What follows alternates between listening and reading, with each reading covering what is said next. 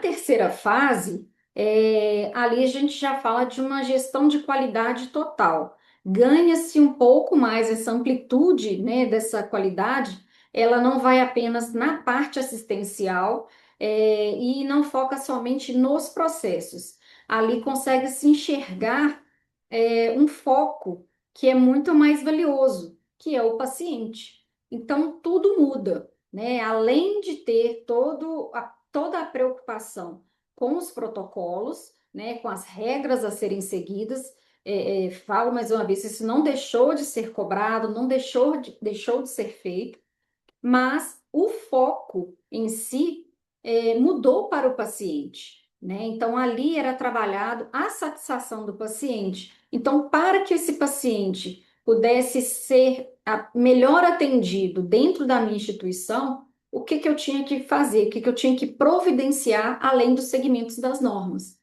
Então, foi criado esse movimento aí de melhoria contínua, um maior envolvimento das equipes multiprofissionais, porque antes o foco era muito de prontuário médico, que tinha que ser muito correto, e aí as equipes eram esquecidas, mas o atendimento em si, ele engloba todos, né? Então, a equipe de enfermagem, ela foi melhor envolvida nesses processos, tanto a equipe administrativa também, né, que foi participando um pouco mais desse ponto, porque o atendimento inicia lá na ponta. Então, a equipe administrativa também precisa participar do desenvolvimento desses processos, né,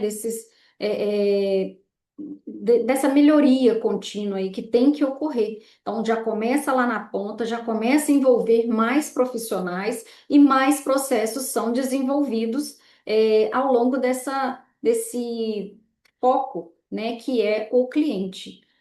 Tanto que deixou até de se falar em paciente, né? Começou a tratar como cliente, né? Aquela pessoa que vinha buscar pelos seus serviços. Então, essa responsabilidade na instituição passou a ser melhor vista, né? E também ser melhor compreendida por todos. E isso foi um ganho que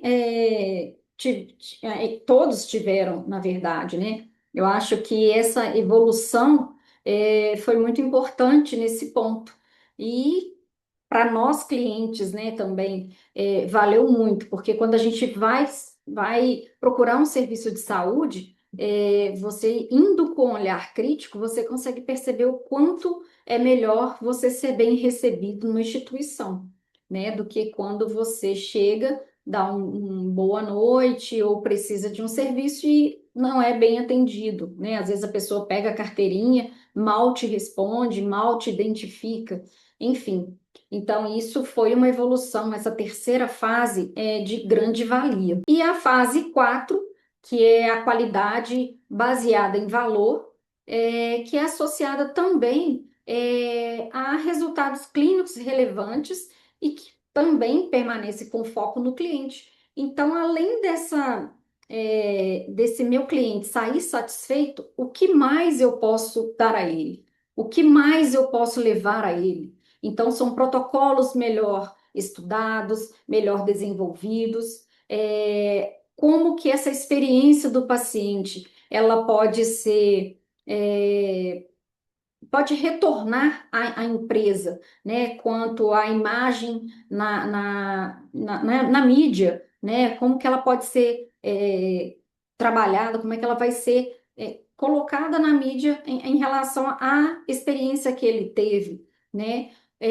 A questão dos recursos também, o que que eu posso tentar ali diminuir para que eu tenha um ganho maior, enfim, tudo isso, tendo o cliente como foco, trouxe então essa valorização, vamos dizer assim, a respeito da qualidade. Então, a gente consegue ver que da fase um para a fase 4 o tanto que mudou, né? Da fase um a gente simplesmente considerava aquilo ali uma provinha, vamos dizer, uma inspeção, uma prova de que eu estava correto. Bom, né? Não mais que isso.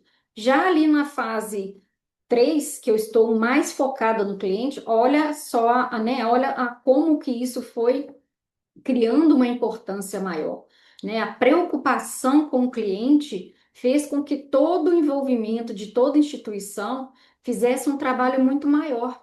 Então, hoje, quando a gente já fala de qualidade, a gente já pensa no cliente, a gente já associa isso ao cliente. Então, a qualidade teve um ganho, um desenvolvimento muito importante, né? Ao longo desse tempo todo que foi instituído. Então, a partir da década de 60, por exemplo, começaram algumas referências a respeito disso e começaram-se a pensar nas possibilidades ali dessa melhoria, né? Por que que eu devo tratar somente da forma estrutural e não pensar ali, de repente, num quarto com certo distanciamento dos leitos, por exemplo, né? Pensa você numa enfermaria com 4 camas. É meio desconfortável. Então, vamos pensar também na forma estrutural. Começou a ver ali que um paciente de tuberculose, por exemplo, precisava ficar isolado dos outros para que não fosse disseminada a doença. Então, é um certo conforto também para o paciente.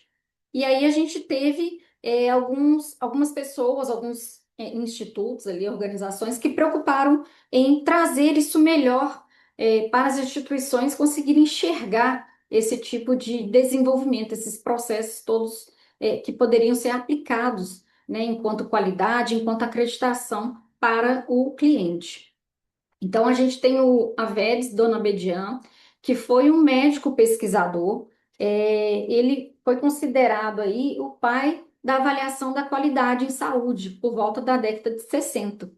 Ele propôs ali 3 categorias de análise para avaliação da qualidade. Então, essa parte que a gente falou das fases ali, ele já estava pensando de como que ia ser estruturada essa qualidade. Então, ele sugeriu que fosse avaliada a estrutura, mas também o processo em si e o que tudo isso traria de resultado. Então, ele pensou nisso no primeiro momento e isso foi ganhando força ao longo do tempo. O Instituto de Medicina, que é um instituto norte-americano, que tem um nível de excelência comparado aí a padrões importantes mundialmente, né? Ele vem também buscando resultados de saúde, pensando no indivíduo, no cliente, e numa população geral, né? Ali vem buscando ali desenvolver ali processos que vão trazer melhor satisfação à pessoa. Então ali já pensou nessa parte prática que engloba, vamos dizer, na terceira fase, né? Do desenvolvimento da qualidade, da acreditação. A ONA, que é a entidade brasileira, ela trouxe então isso para a nossa realidade. Ela foi lá no Dona Bedian, já pegou as 3 ideias e colocou em prática. Então, praticamente a ONA trabalha sobre isso. Então, tanto que a ONA tem 3 fases, né, que a gente também vai olhar, e nessas fases exatamente ela cita isso. O primeiro é a ONA 1, como que você passa uma estrutura melhor para o seu cliente, os processos que são desenvolvidos para o atendimento desse cliente e os resultados, como você mensura esses resultados, né? O JCI, que é essa organização internacional, que é uma comissão que tem também que faz essa avaliação da qualidade, também está acima. Os padrões são bem elevados de qualidade e o foco na segurança do paciente.